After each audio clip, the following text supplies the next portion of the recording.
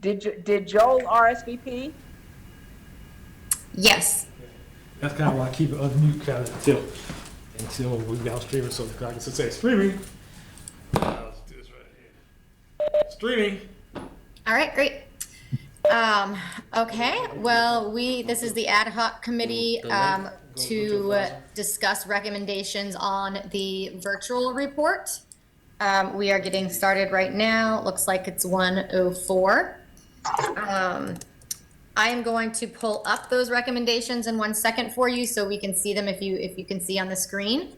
It's up to you how you'd like to handle it. I thought we could go one by one and see if it's, if there's a specific revision to one you want to make, if you want to delete it, add different ones, just to give us some type of structure, but I'm happy to do it any way you please. That's how I know streamers work. Well, just close this and then. No, let's keep open. Are there any? You can make it so it goes off. That's right. Is that okay, just to go one by one? Right here, this how you take it, so it does a lot. So Okay. I think that will work. There's a couple that I think are similar in nature that I want to just discuss. And I guess just my overall thought We keep this open. is that, as I think about us submitting recommendations to this, if I take a step back, and I think the ultimate goal here is we're dealing with two charter schools, unique charter schools, two virtual charter school pilots that, as a report and the data we shared with the CSAB meeting, have had some challenges as it relates to student performance over the years. And so I think the goal should be presumptuous, is that we want to see these schools improve. Clearly there's a demand for these schools, and on one hand, you've got a lot of parents around this wanting this type of learning opportunity for the students. And there's a big demand for these schools before COVID, let alone since COVID. But at the same time, we want to make sure that these schools are accountable, and that for the sake of all the students and all of us that support charter schools, that they're successful as well. So I guess I lay that as backdrop, not thinking anyone necessarily disagrees with that, but the recommendations that we make to the state board, I think, should be recommendations that we feel help towards that improvement, as opposed to just recommendations that might just be tasks that we want them to do, so they check a box and they can say they've done it. But did it really make a difference in their ability to improve? So I guess that's kind of my opening salvo, if whether you wanted it or not.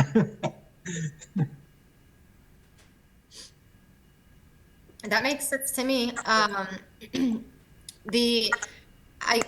completely agree with that. I think in terms of writing the report, I was trying to focus just on the fact that, it's hard sometimes to look at these programs and understand improvement when we don't have a significant amount of data or understanding, I think, especially among perhaps people that are making decisions regarding the schools. Yeah, that's where some of these recommendations derive from, which would lead us actually to the first recommendation, which is just regarding the schools reporting to CSAB and state board if they so choose early next year. And actually I should change that. It should say February 2021. On the previous years, so this 2019 to 2020 school year, for which the state accountability data is unavailable. What are the thoughts on that? My personal opinion is that data is not terribly helpful, because it's internal data that we don't know. We have no idea the conditions under which the data was taken. We don't know. I mean, we just know nothing. So, and what comes to mind to me is Halawasaponi. When we had them come and they brought all their internal data, and Their kids had improved in reading by some ridiculous amount, and then they had improved in math, and then we tested at the end of the year and they went down. But Yeah. but the data that they brought us looked so encouraging, and it was, but we had no way to know like where that data came from or what they, it was just random. So if unless they're using data that, like if they're using MAP, or if they're using something that you can measure against, that's reliable, we can measure against, then that might be useful. Otherwise, just bringing us some data of some tests you gave internally really is not helpful. Yeah, I thought of that myself, Cheryl. I looked at this from the lens of if these weren't, forget that they're a virtual charter school for a second. Like, how would if this was a recommendation for my own charter school, what data would I present? And I don't know. I think I wasn't necessarily against keeping this one in here. I just think it might be part of a consolidation of some of the recommendations, particularly numbers 3 and 5 that I'll get to later. I guess there's no harm in asking them to present their own data and show, academic growth and challenges. I don't know how useful the data but I don't know if there's any harm in asking them to produce it if they have it.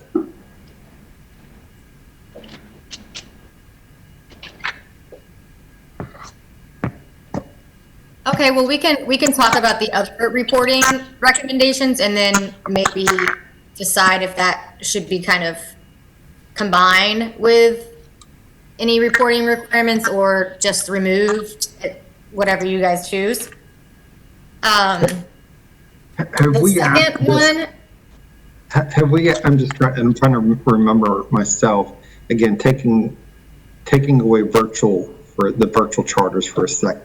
Mm-hmm. If we think of other charters in the state whose performance have been less than what we had hoped they would be, I mean, have we asked any other charters in the state to produce internal data in the absence of the fact that there wasn't end of the year testing last year? What I was talking about, Hiawassee, we had them at the time. They were continually low performing. They had come in for that reason, but they were also up for renewal that year. Okay. And so we asked them to come back after semester with data to give us some idea how their kids were doing, because we were seriously thinking about not renewing. And they came in, made a wonderful presentation, showed us all kinds of test data that was all internal, and then they still tanked. Mm-hmm.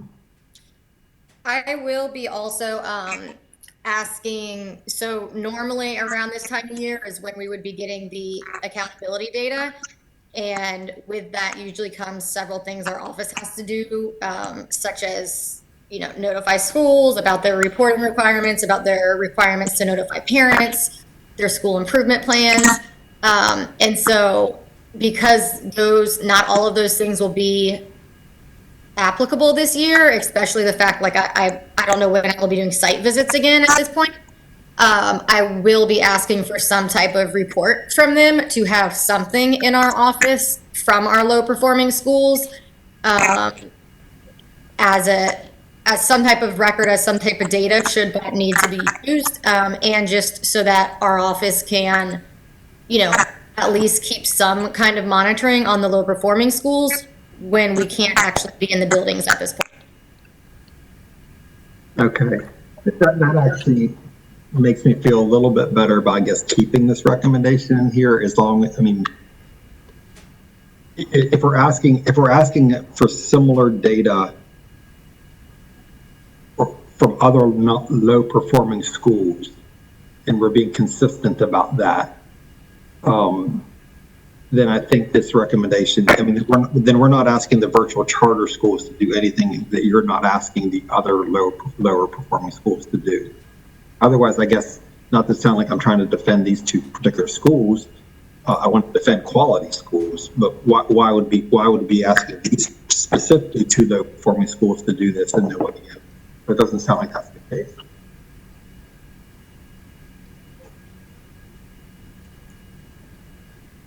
Yeah, I'm okay with it too if we're gonna ask everybody to do, all the low performing schools to do it.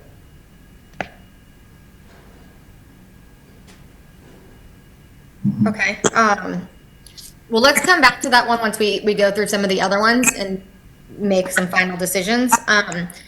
The second one is regarding class ratios, and that was really just a kind of a note for the General Assembly to consider.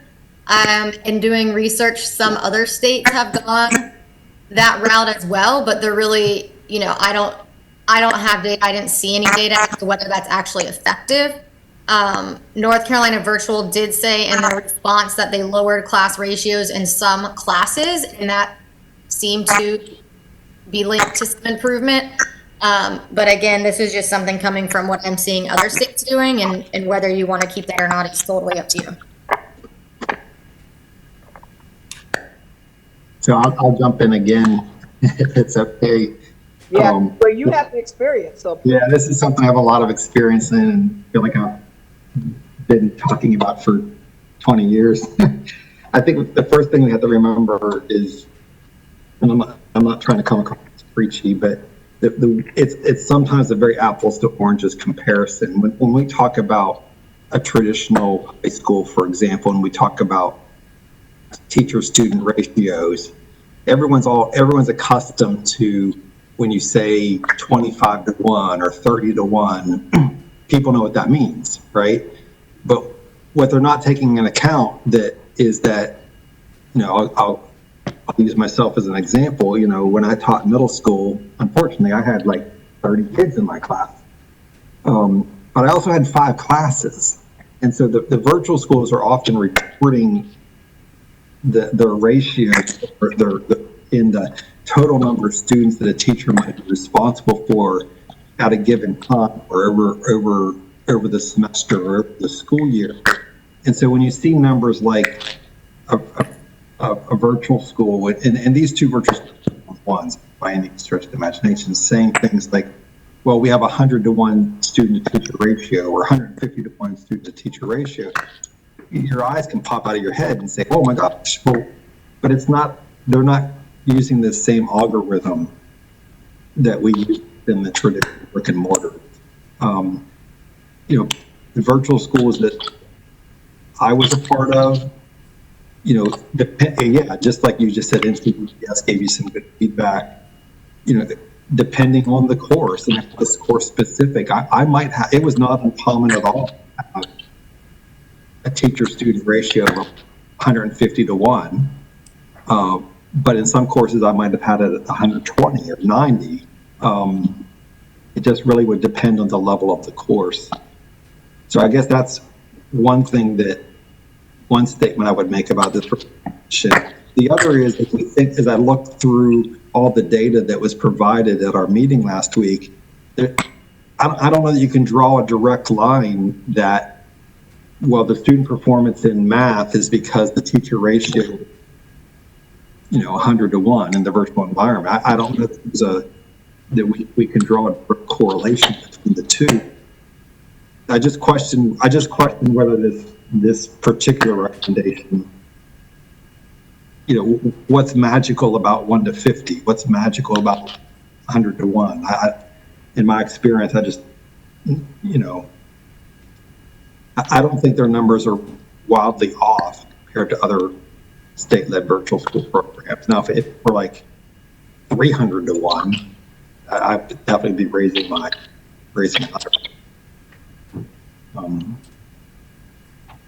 I don't know. I don't know if this. I just don't know that this recommendation.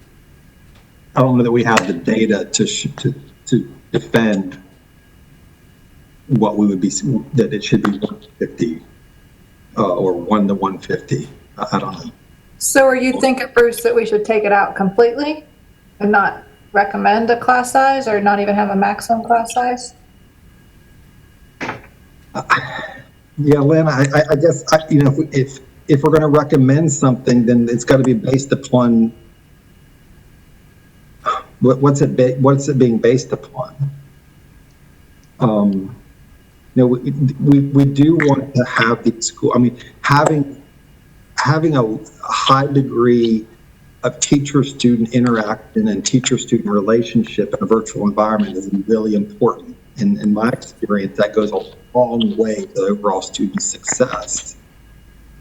And you don't want these to just be merely correspondence courses, and they're not, where you're loading a teacher up with 300 kids, and you know there's no personal interaction between the teacher and the students, and I know these programs don't do that. I guess I'm struggling with if we put a recommendation about teacher-student ratios, what are we basing the number on? Because like in my experience, 1 to 150, depending on the course, it's actually not outrageous. And in some cases isn't even, and in some cases is very much in line what you might see at a local high school. When they say 1 to 150, are they talking 1 to 150 at a time, and then they still have 3 other courses? So we're really talking 1 to 450? No, you're typically talking what the teacher's overall student load responsibility is.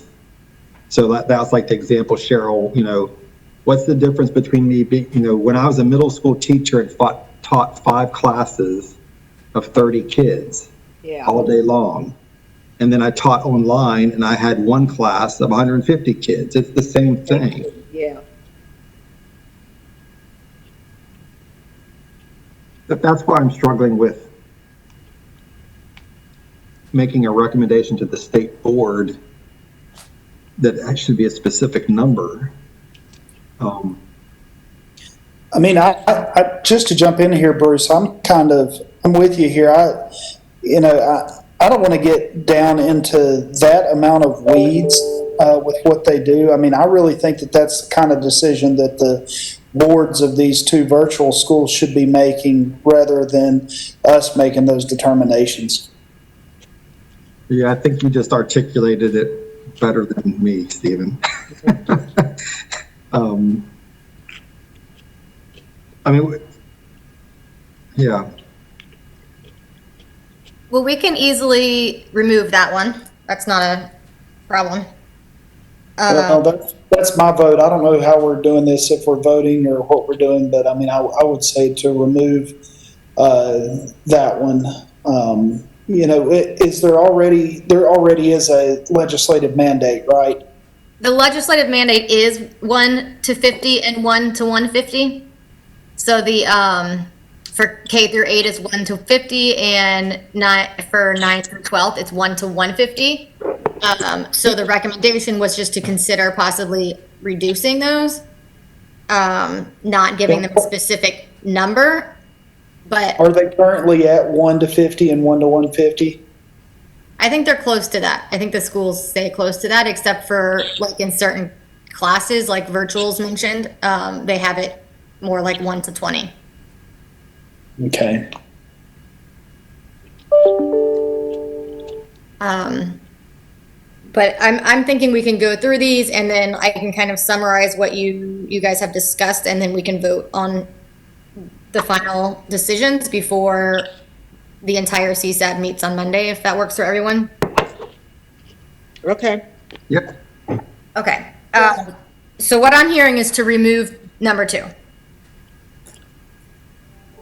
I'm fine with that. Yeah. Yes. Yes. Okay.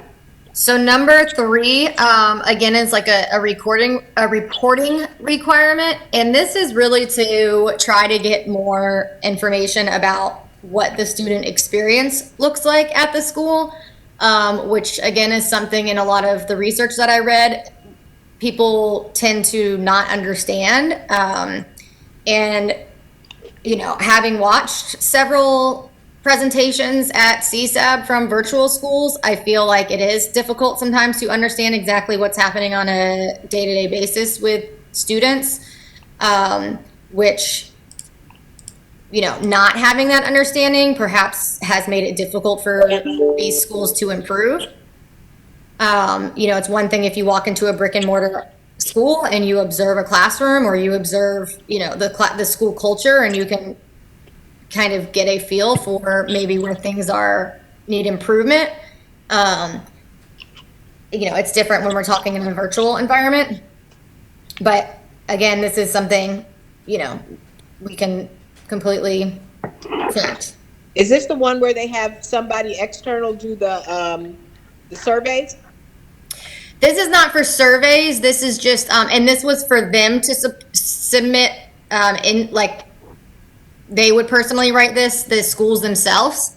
But it wasn't necessarily like the surveys. That is a different recommendation. This one was more explaining, how much time is actively spent online by students and kids, what kind of curriculum are they using, what kind of supports are being provided, just kind of giving, what does a learning coach look like at each virtual school, which is required through the legislation. Those sort of specifics. And that would be... I can't, it's too small for me to see because I'm on my phone. How often would that happen? And that would just be one report that they would submit during the next school year, the 2021 school year. And I picked that date because that will be the year prior to the pilot ending.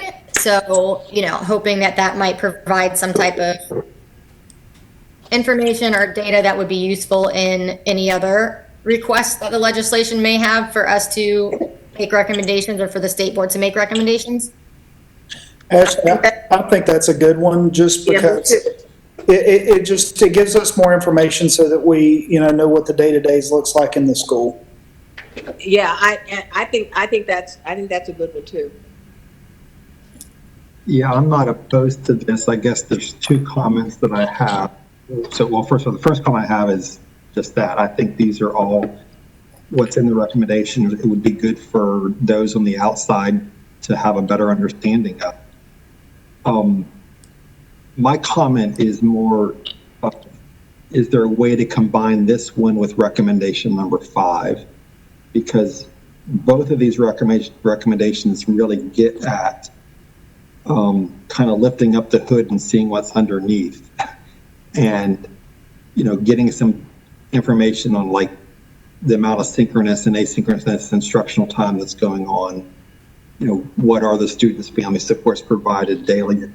And then you get into number 5, sort of external stakeholder feedback.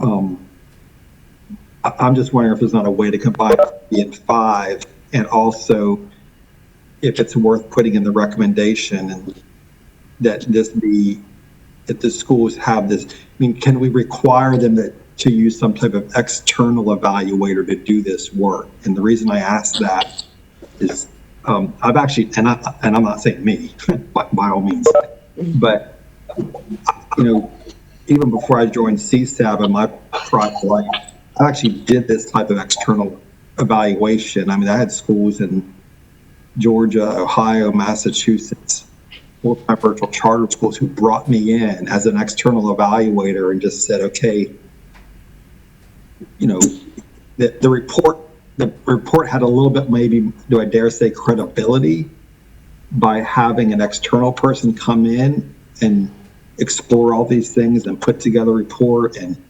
here's what's working well, here's areas that need to be improved upon, as opposed to them just giving, well, yeah, here's a report, here's what our parents say about us, I don't know. I just think, is there a way to combine 3 and 5? Is there a way that we could, maybe it's just a recommendation, a strong recommendation to consider an external evaluator to do this work? I don't know. I think having the evaluator be external the year before they have to make a decision about this pilot is critical. I agree. I think we could definitely put that in there. And that's the work, I mean, I won't name the schools, but I know personally, I've done this work for full-time virtual charter schools, and for the good or bad, my report sometimes led to those schools being shut down, and sometimes those reports changed mindsets as to, why they needed to renew the school. That's just my thought.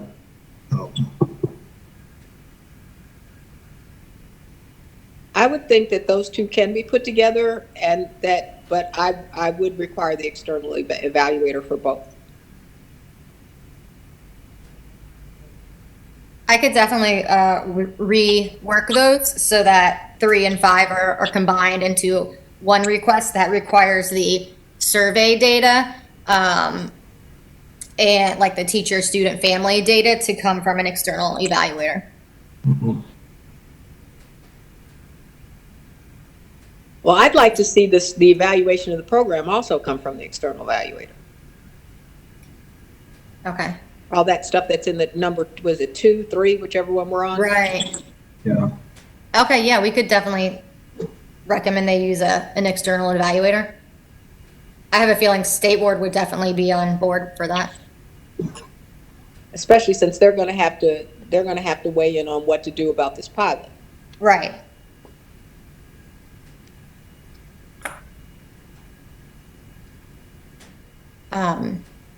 So, I mean, the only question I have about that is, have we ever required another school to do that, to hire someone to do a report?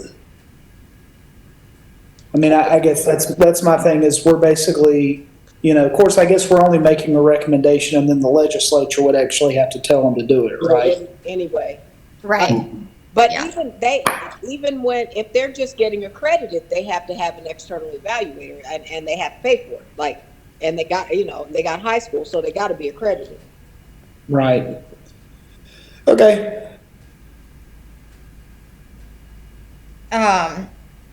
Okay, so I'll rework 3 and 5 to combine those and then strongly recommend that an external evaluator is used. And then that only leaves one other that is currently up on here, and then we can add any additional ones you may have. And this one came from discussions in leadership about disaggregating the virtual charter data from all charters. Usually when the State Board and the state in general looks at accountability data, they look at all public schools, all traditional public schools, and all charters. And so often charters are compared to traditionals. And this would actually make the virtual charter schools separate for like a separate reporting purpose. Really, it would probably only come into play when the State Board or other stakeholders are looking at data and comparing it to different types of schools. So yeah, any thoughts on that? Well, I was in on the conversation, I think, when we talked about this, and the concern, I don't know there was a concern, but they are a different animal, although, well, maybe not a different animal today, but generally they're a different animal than brick and mortar schools. And the opportunity to look at them separately would be helpful, I think, to both. I guess theoretically, it probably, you can't do it for federal anyway, so it would be, it would be state level data. So, I mean, I guess technically, if you just wanted to, you could tease it out yourself, but it would be nice to be able to have that data separate. So this is Joel, and I would agree with that. I would like to recommend, Ashley, that we separate the data for the virtual and the cyber academies, primarily because they're just two distinctively different models and styles. And I think that it's one of the things that I learned today by getting a small presentation on virtual was the very nature of how they're trying to educate our kids is completely different. And I think they deserve to either stand or fall on their own. Just my opinion. This is Bruce. I'm fine with it as well. I just wondered if, and that maybe this goes into the report that they produced for combining numbers 3 and 5. I think the other key factor we need to look at when you're looking at these schools, and maybe it comes out in number 4 here, is mobility rates. Because these schools deal with a much more mobile student population than those of us in the brick and mortar world deal with. And there are extra challenges for sure that come with that. Here in North Carolina, they're using EVOS for their growth assessment. Some would say EVOS does or doesn't account for mobility the way that it should. I know in Ohio, when with their full-time virtual schools, they changed part of this student growth to have a calculation for student mobility. They already get some, because they don't have to count the kids that are in that whole list of reasons kids would leave. So if you remember, one of those schools had gotten down to almost 0 withdrawals because they don't have to count them for a myriad of things. Well, if they don't have to count them, it doesn't count in their 95%. So they're already getting some. If I have a kid leave for any of those same reasons, that child still counted in my numbers if they were there 110 days. Yeah, I think this gets back to maybe an argument of just this whole, and I don't know if this is in our purview, their full-time enrollment, their FTE is being counted, on month 1 and month 5. I actually think that can kind of create a perverse incentive in some cases for keeping kids that probably should move along. But and I just would say, in the data they report, I think I'd be interested in knowing the mobility rates that they're dealing with. Not just from 1 year, not just within a single year, but from like 1 year to the next. I mean, they get a lot of students who parents. When a parent comes to our school, presumably if we do a good job, they're going to be here for the duration, like multiple years. Pending, other than like if life happens and then dad or mom has to move. But in these schools, it's a little different. It's, you have parents who choose Cyber Academy knowing from the get-go they're only planning to do it for 1 year. And that does create different challenges for sure, let alone the mobility they have within the school year.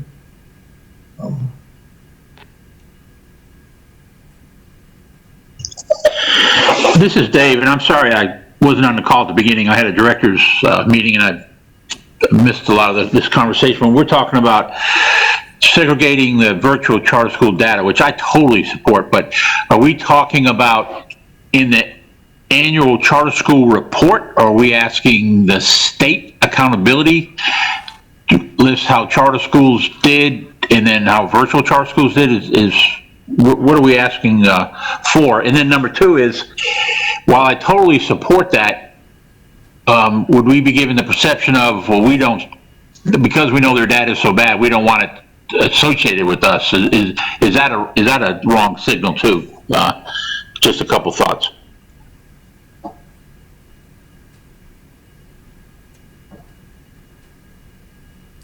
I think in terms of how it would be handled would depend, really on if the General Assembly makes any kind of decisions on these recommendations, or I guess the state board could possibly make, a decision regarding the state accountability model. I'm not sure if they could do that.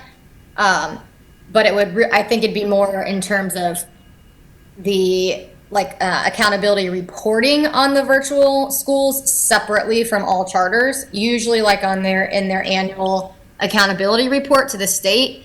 on state testing, they include all charters together, and this would just basically require another group that would be all charters and then virtual charters separately, and then we could use that data, in which we normally use anyways, whatever the accountability office releases, we use that data in the annual report.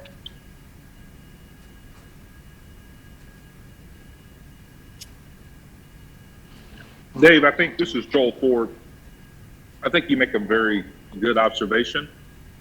And so it's not my intent to support separating the data from the traditional public schools with brick and mortar because of the bad data.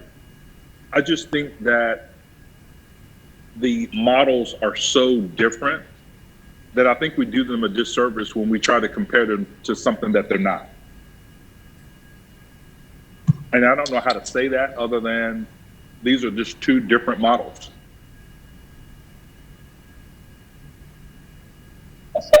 I agree with that. That's a good point. I agree. Yeah, I'm good with this recommendation as well. I guess I'm just allocating whether it's in here or whether it's in the external evaluators report that we're recommending that there be some recognition in some way for us to look at the mobility data. I would think that would be part of the combined 3 and 5. Mm-hmm. I'm good with that. Yeah, I could definitely add that to that reporting recommendation to get more information about mobility data, because, there is a lack of understanding there, because those exemptions that they are allowed to use in calculating their withdrawal rate, DPI does not actually keep those exemptions. We don't hold that data. That is it's the responsibility of the school. So for example, like North Carolina Cyber didn't have that data for a couple of years. So it's the kind of recommendations or the, kind of ideas you can draw from what's going on is limited when you don't have that full data on, for example, how many kids are there just for a month? How many are enrolling just for a semester? That sort of thing. So if we had a better way to monitor that, and, a requirement that the schools kept some type of specific, I guess maybe a more detailed requirement might be helpful. Mm-hmm. So actually, with that being said, when the data is being reported, is there a baseline that the consumer of the data would have in context? For instance, that 70% of the students for virtual or for cyber academy are below grade level, meaning that when they enter into these programs, that either they are or they're not on grade level. And to me, that is contextually important, so that we'll know what these programs are working with and then what they need to do to improve.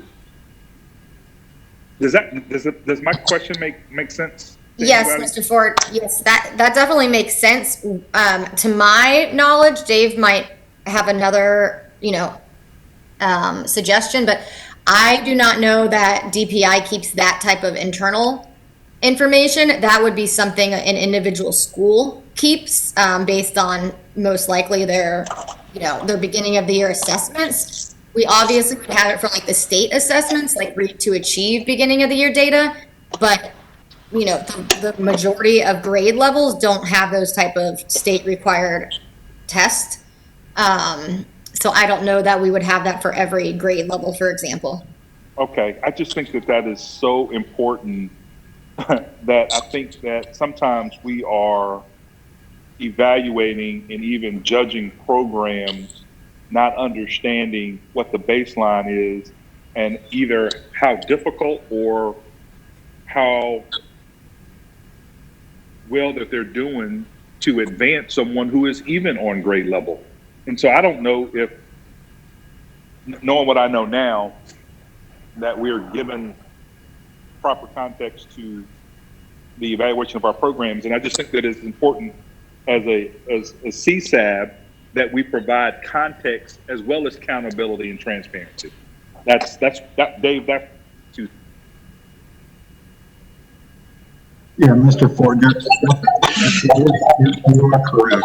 That's really important information to have, particularly for these schools. You know, again, based it on my own experience. I mean, I've seen kids who are exceptional, off the charts academically, who choose this type of learning environment because it works for them, or they're pursuing an athletic or other type of career, and they're just awesome. And I've seen the exact opposite of that. I've been on the other end of this where, you know, the students coming to my virtual school, it's a school of last resort. I mean, they've tried the traditional brick and mortar, it just didn't work for them. You know, the only thing between them and dropping out is, well, let me give this a shot. And, you know, and I realize traditional brick and mortars get students across great academic disparities as well. But, and again, there's the ease of which students can come in and help to additional.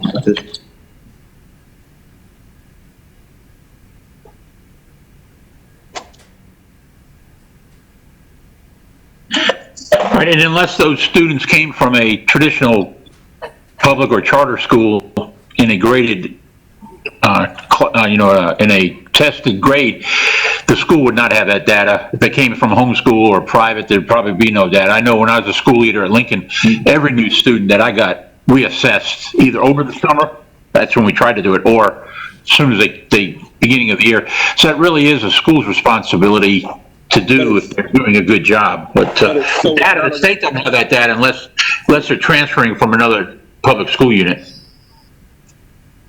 So what you're saying is that it's not a requirement? No. Wow.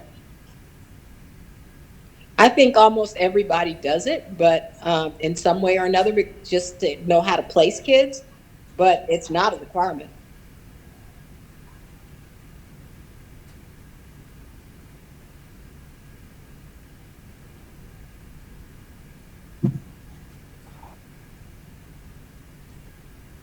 I think it should be a requirement, and I don't know, Dave. I don't want to overstep here, but I'm just trying to figure out. And I understand that, you know, you really need to know the baseline of a child in order to be able to help them.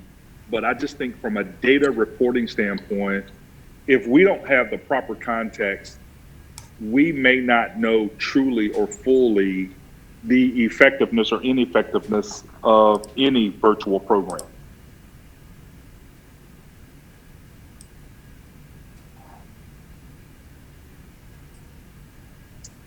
And I totally agree with that, Mr. Ford. And I just wonder, what is CSAB's responsibility on this subject? You know, we all are advocates for charter flexibility. I'm not disagreeing with you at all. Please don't misunderstand my comments.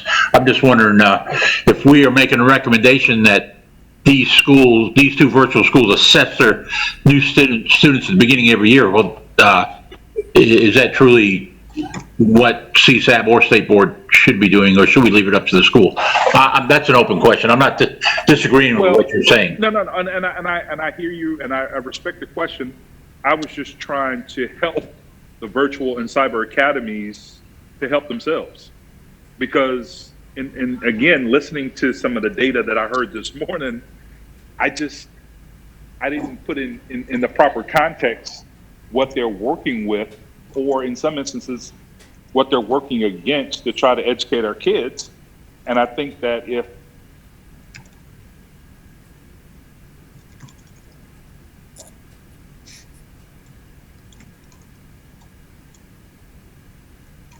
Did we lose Joel?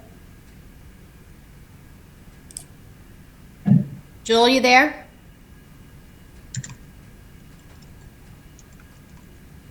I see him on here, but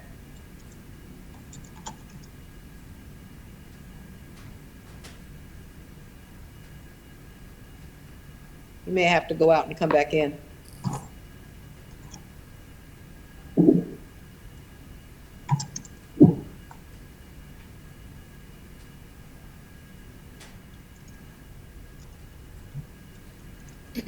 So then are we all in agreement that the accountability data should be broken out separate from all charters?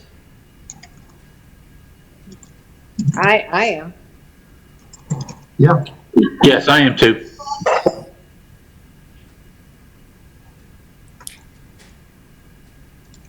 okay. Are there any additional recommendations you had in mind? And then I can review kind of what we've discussed with these 5 original ones. Thank you. I appreciate your patience. Oh, there you are. There you are. With the external evaluators, I'm sorry, I came in on the tail end of that conversation too, which I think is a good idea. Does that external evaluator need to be approved by DPI, approved by state board? You know, they're going to find a consultant that sort of does this, or we're going to ask that to be done by a very reputable company that specializes in this? Do we want to get that much into the weeds on that recommendation?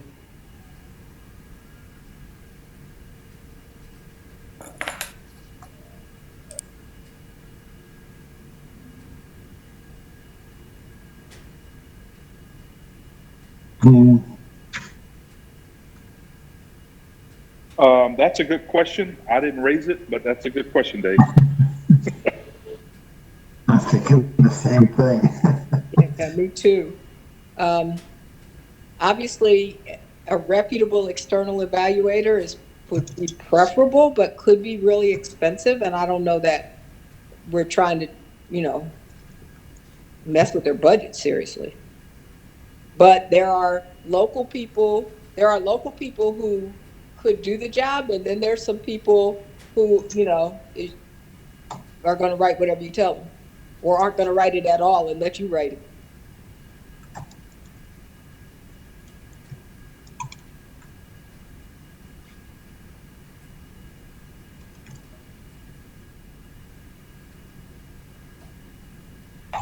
So we just leave it generic and let the state board decide if they want to put some more teeth in it? Yeah, I think Okay, that makes sense.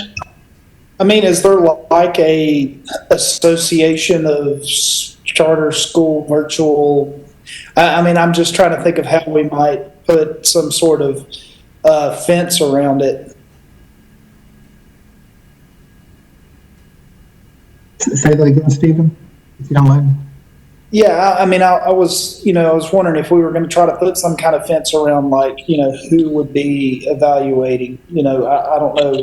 Is there some kind of, association or some kind of standards? I know, Cheryl, you talked about some kind of accreditation. Is there something that might work?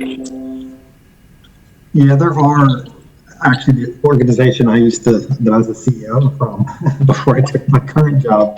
We for a while there, we actually did that type of evaluation work for online learning programs, including virtual charters. Now they subsequently have not, but they subsequently have changed that and not providing that. But there are, recognized standards for running quality online learning programs that exist.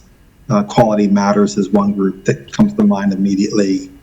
The Aurora Institute, and I don't think there's any shortage of people with expertise in the field that can do those types of external evaluations. And, my experience is, particularly knowing the two operators we have in the state, I think this isn't even something that would be completely foreign to them. I think they can tap into people who can do that work.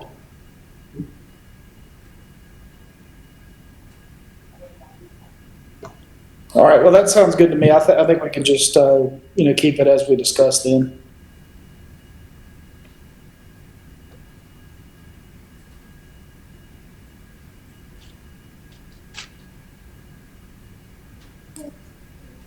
Are there any other recommendations you had in mind?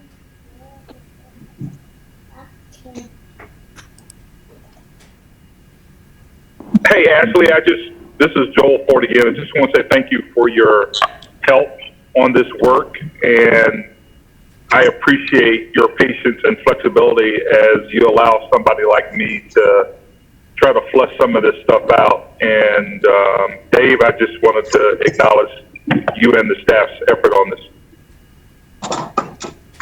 You are more than welcome. I am certainly not an expert at this, so I'm learning from you guys as well.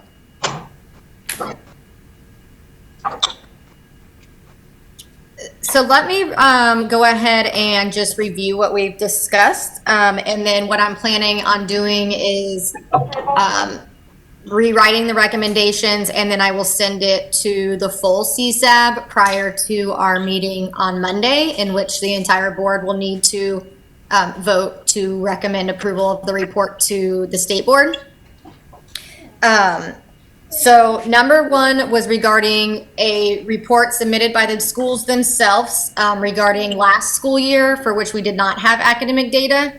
That will be very similar to what we will be asking of all low-performing schools, given that we will not have state accountability data and have not been able to do site visits. We're going to remove the recommendation about class ratios. We are going to combine the recommendation 3 and 5. So that includes a report regarding the student experience, giving as much detailed information as we can get regarding what a day looks like online for the teachers and for the students, what kind of asynchronous and synchronous instruction, active time online, that sort of thing. And then also in-depth surveys of students, teachers, and families, and we are going to strongly recommend that the schools acquire an external evaluator to draft those reports and conduct those surveys. And then that leaves one more, which would be the accountability data, and that is that we would recommend that for state accountability purposes, all charters is separated from virtual charters, so that data is disaggregated, so we can further look at differences and understand that data a little bit more, which I think will be really important if these schools continue to expand. And virtual, I believe, might be able to be close to 6,000 students this year, so that does put a little different view of it, I think. So that's the summary of what we discussed. Did I miss anything? No, that sounds great, Ashley. Thank you for that summary. Okay, I will rewrite that. Stephen, do you think we need to vote here, or can we just bring this revised recommendation to Monday's meeting for a full board vote? I kind of see this as more of a working group, so I don't think we need to vote. I think just the CSAB can vote, it'll be fine. Okay, that's what I was thinking. Yep, I think all we were doing was helping you and making some modifications you agreed with before the CSAB voted. Great. Yep. All right, is there anything else we need to discuss? No, thank you, Ashley. That report is very extensive and extremely well done. Does this committee want to see what Ashley is changing before it goes to the entire CSAB, or are you comfortable with going straight to the entire CSAB? I'm comfortable with it going straight out. Yeah. Okay. Same here. Same here. Great. Yeah, excellent job, Ashley. Thank you for leading this charge. You are welcome. I will get that to you guys by tomorrow. All right, thank you. Okay, bye everyone. Have a great day. Thank you. Bye. Yep. Lawrence, we are done. You can stop screaming.